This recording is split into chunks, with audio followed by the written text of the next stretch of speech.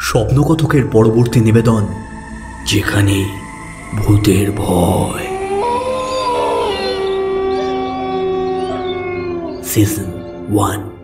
আমাদের আশেপাশে ঘটে যাওয়া বেশ কিছু অলৌকিক ও অতিপ্রাকৃত ঘটনা নিয়ে তৈরি আমাদের এই বিশেষ নিবেদন। যেসব ঘটনার ব্যাখ্যা বিজ্ঞান দিতে পারে না, কিংবা যার সমাধান সূত্র আমাদের কাছে নেই, সেই ঘটনাগুলোই রইল আপনাদের জন্য। তাহলে গল্প শোনা শুরু করা যাক।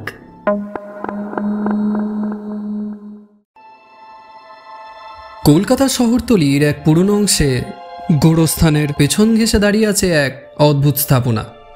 কালো রঙের ছোপধরা দেওয়াল, জানলাগুলোতে মরচে ধরা লোহার গ্রিল, ছাদের দিক থেকে বেরিয়ে আসা শুকনো লতাগুল্ম যেন শ্বাসরোধ করে ফেলছে পুরো ভবনটাকে। লোকমুখে এর নাম আকাশমণি হেলথ ইনস্টিটিউট। একসময় মানসিক রোগীদের চিকিৎসার জন্য বিখ্যাত ছিল এই হাসপাতাল। কিন্তু 1983 সালের এক রাতে হঠাৎ করেই 3 জন রোগী আর এক নার্স রহস্যজনকভাবে মারা যায়।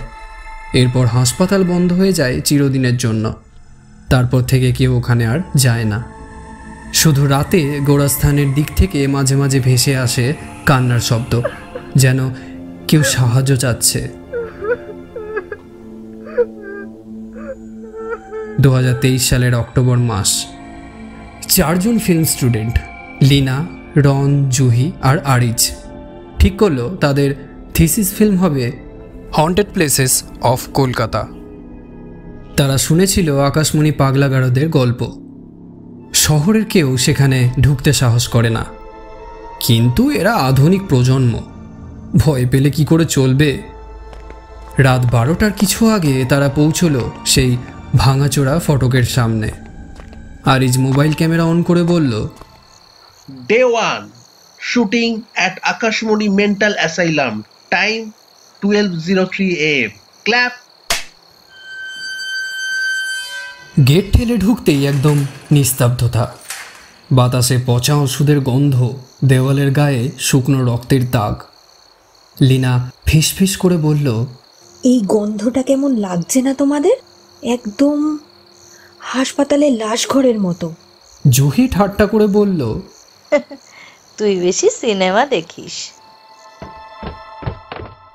তারা সোজা উঠল দ্বিতীয় তলায়। করিডোরটা অন্ধকার, ভাঙা কাচের ভেতর দিয়ে চাঁদের আলো পড়ছে। হঠাৎ একটা দরজা ঠাস করে বন্ধ হয়ে গেল তাদের পেছনে। সবাই চমকে উঠল। রন এগিয়ে গিয়ে দরজাটা টানল, খুলল না। তারপরই কোথা থেকে যেন ভেসে এলো এক হাসির আওয়াজ। প্রথমে মৃদু, তারপর ক্রমে জোরে, যেন কেউ একদম তাদের কানের পাশে এসে হাসছে। আরিজ ক্যামেরা ঘুরিয়ে বলল, এইটা রেকর্ড হচ্ছিল না সবে? কেউ কি বাইরে থেকে প্র্যাঙ্ক করছে?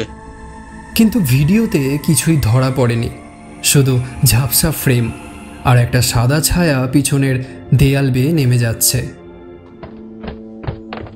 তারা তৃতীয় তলার দিকে উঠল। সিঁড়ি বেয়ে উঠতেই এক দেওয়ালে বড় বড় করে লেখা, বিজলি এখানেই আছে। লিপস্টিকের দাগে লেখা, আর পাশে আঁকা এক মেয়ের চোখ, রক্তমাখা লাল। রন বলল, দেখ, ভুললে চলবে না, এটা কিন্তু একটা পাগলাগারদ। হয়তো আগের রোগীরা কেউ লিখেছিল। কিন্তু লীনার কণ্ঠ কাঁপছিল। বিজলি মানে কে? ওয়ার্ডের দরজাটা অদ্ভুতভাবে আধ খোলা ছিল। ভেতরে ঢুকতেই একটা হুইল চেয়ার ধীরে ধীরে নড়ে উঠল। সবাই একসঙ্গে পিছিয়ে গেল। ঘরের মাঝখানে পড়েছিল এক পুরনো ফটো অ্যালবাম। ধুলো মুছে লীনা খুলল প্রথম পাতাটা। ফটো দেখে ওর বুক কেঁপে উঠল। ছবিটা এক তরুণীর, যিনি লাল শাড়ি পরে হাসছেন, আর চেহারাটা ঠিক লীনার মতো, একেবারে অবিকল। রন বলে উঠল, আরে এ তো তোর মতো দেখতে কেউ, দারুণ কনসেপ্ট আরিজ, এটা ইউজ করবো সিনেমায়। কিন্তু লীনা তখন একদম নিস্তব্ধ, চোখ স্থির, মুখ ফ্যাকাশে। ক্যামেরা হঠাৎ বন্ধ হয়ে গেল, আলো নিভে গেল। অন্ধকারের মধ্যে শুধু শোনা যাচ্ছিল এক নারীর করুণ গলা। তুই ফিরেছিস বিজলি, আমি তোকে ছাড়বো না। রন টর্চ জ্বালাতেই দেখল লীনা নেই। হুইল চেয়ারে বসে আছে এক নারী, লাল শাড়ি পরা, মুখ ঘুরিয়ে বলছে, আমি তো অপেক্ষা করছিলাম এত বছর।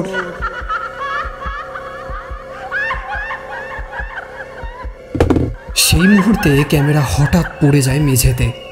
ভিডিওতে শেষ যা দেখা যায় তা হলো লীনার চুল উড়ে উঠছে বাতাসে, আর সবাই চিৎকার করছে।